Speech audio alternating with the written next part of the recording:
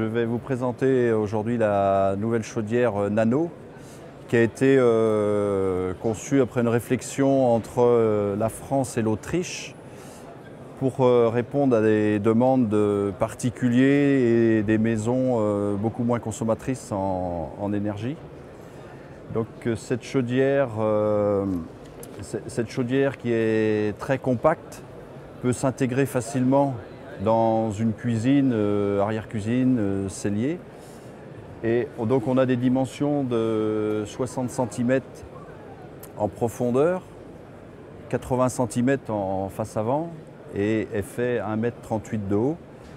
Et comme vous pouvez le voir sur cette représentation, on peut la coller le long d'un mur et le long de deux appareils ménagers, ce qui fait qu'elle est facilement intégrable dans un local de la maison.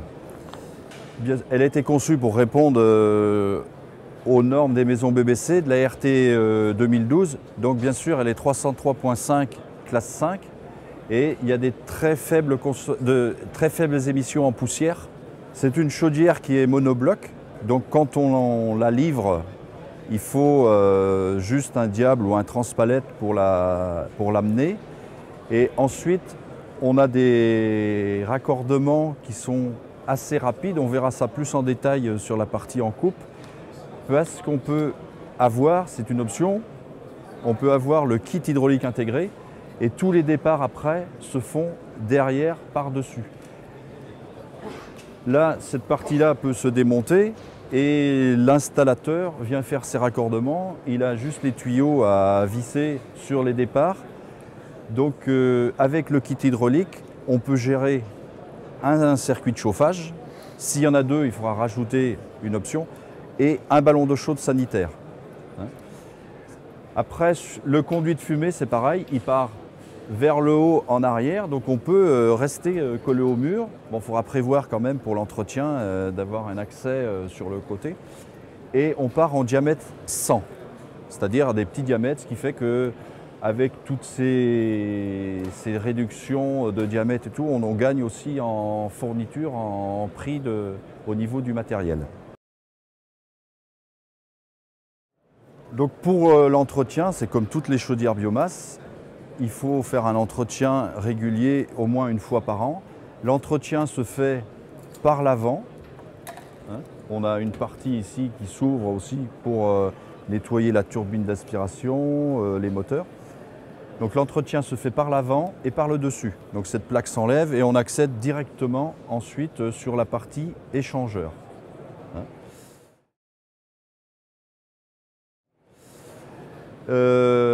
Pour l'alimentation de granulés, il y a plusieurs possibilités et les possibilités de chargement manuel. Donc il y a un nano-silo où on peut mettre 230 kg et après c'est raccordé, vous avez vos tuyaux d'aspiration qui sortent ici, c'est raccordé directement à la chaudière. Donc ce nano-silo, il peut se mettre directement à côté de la chaudière, mais il peut, comme tous les autres silos en aspiration, se mettre jusqu'à 20 mètres de la chaudière. Bien sûr, si vous voulez faire un chargement en automatique avec de l'aspiration, on peut adapter tous les autres types de silos que Argasner fournit. Donc là, jusqu'à 20 mètres en aspiration. Jusqu'à 20 mètres en aspiration, comme toutes les chaudières granulées qu'on a en aspiration. Donc ensuite, on peut l'adapter sur le silo qui est derrière vous, qui est un silo à fabriquer par le client, qui s'adapte facilement à n'importe quelle pièce, puisque on le fait à la dimension voulue. Il y a 30 kg. Un autre silo qui est le mini silo, qui est aussi un chargement manuel un peu plus grand, qui va tenir 650 kg. Et après, on peut aussi se raccorder. Et après, on peut aussi se raccorder à un nanobag. Bon, c'est un silo qu'on a fait une adaptation d'un silo, c'est un fabricant français, hein, ça c'est pas du Argasner Autriche, qu'on peut charger en aspiration, qu'on peut charger en soufflage et après qu'on branche sur la chaudière. Donc ce silo tient 1 tonne. Donc une chaudière comme celle-ci, ça va faire pas tout à fait l'année, mais pas loin. Hein. La régulation, comme sur toutes les chaudières actuellement Argasner, sont des écrans tactiles touchetroniques.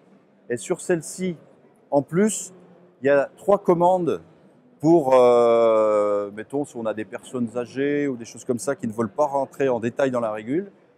Il y a 3 boutons principaux. Arrêt de la chaudière. Donc on appuie là, la chaudière est arrêtée. Ici, on veut faire le chaud, on la met en été.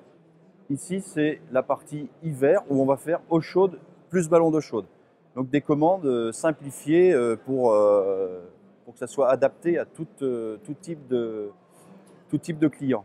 Après, bien sûr, si on appuie ici, on rentre dans la régulation un peu plus en détail où on va pouvoir faire les réglages et puis voir en détail la température de la chaudière, la température des fumées, la température des ballons.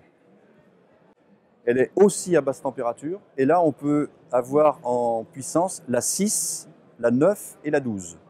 Et quand on dit 6 kW, comme on module à 30%, on peut descendre jusqu'à 2 kW en production de chauffage. Avec toutes les chaudières avec la régulation touchetronique, on peut aussi mettre maintenant l'application sur un smartphone. Donc là, on a un exemple de la chaudière de la Ville-Dieu, je pense. Hein.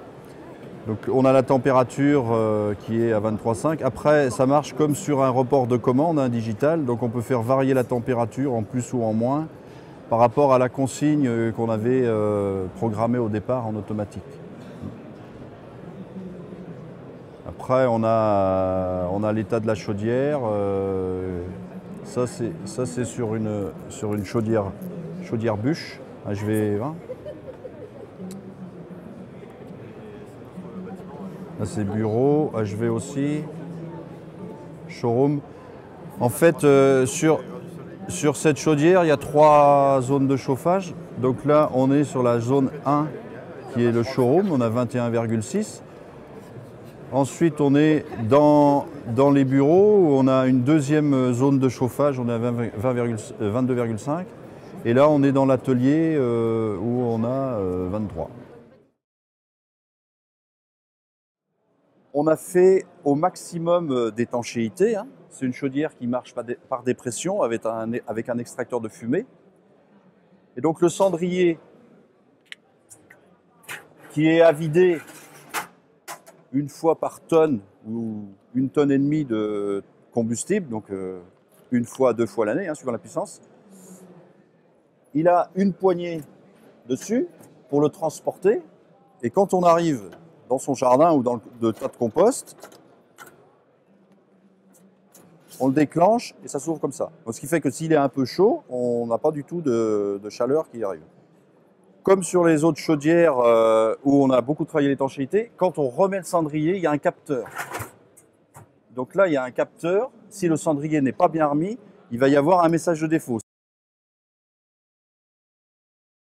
Les gros progrès aussi qui ont été faits, c'est au niveau de l'allumeur.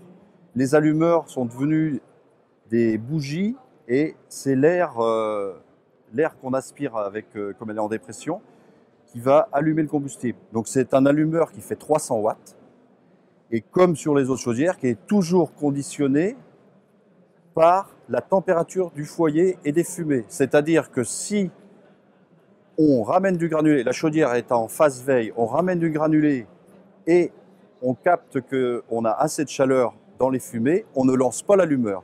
Le but étant de consommer le moins possible d'électricité au niveau de la chaudière.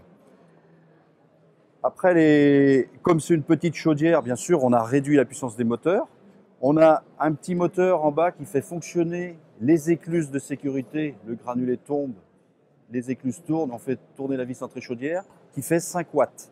Donc on a vraiment beaucoup travaillé sur les consommations électriques. Ensuite, on a un extracteur de fumée à l'arrière qui marche par dépression. Donc, suivant la dépression du foyer, on va avoir des vitesses variables et cet extracteur de fumée, lui, fait 7 watts.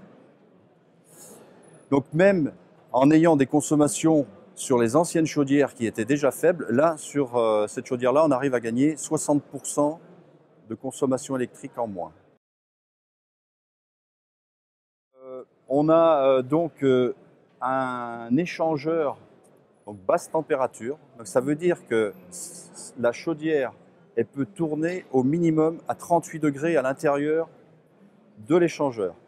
Si vous travaillez sur du plancher chauffant, la consigne de température de la chaudière sera à 38 degrés. Au moment où vous allez avoir besoin de la production d'eau chaude, c'est-à-dire qu'on doit monter un ballon de CS à 60 degrés, la chaudière va monter pendant une demi-heure à 75. On charge le ballon d'eau chaude et ensuite elle redescend à la température de 38 degrés. Si on travaille sur des émetteurs radiateurs, qui sont des émetteurs à plus haute température, la chaudière tourne à 10 degrés de plus que la consigne. Il fait 5 degrés dehors, j'ai besoin de 45 degrés dans mes radiateurs, la chaudière tourne à 55 degrés à l'intérieur. Donc ça permet aussi de limiter les consommations de granulés, c'est-à-dire qu'on est toujours à des températures faibles au niveau du foyer. Alors ça, on est capable de le faire parce qu'on a un échangeur et qui est inversé, c'est-à-dire qu'on a des départs d'eau chaude par le bas et des retours par le haut, avec un circulateur qui équilibre toujours le fluide pour qu'il n'y ait pas de problème au niveau de l'échangeur. Ce circulateur là, qui est le circulateur on dit de recyclage, mais en fait c'est un circulateur d'équilibrage, c'est-à-dire que lui il tourne tout le temps et on a toujours la même température sur le départ et sur le retour. Et bon, après on est limité, on ne descend pas en dessous de 38 degrés, hein. C'est-à-dire que lui il fait toujours le bouclage sur la chaudière, tout le temps, tout le temps.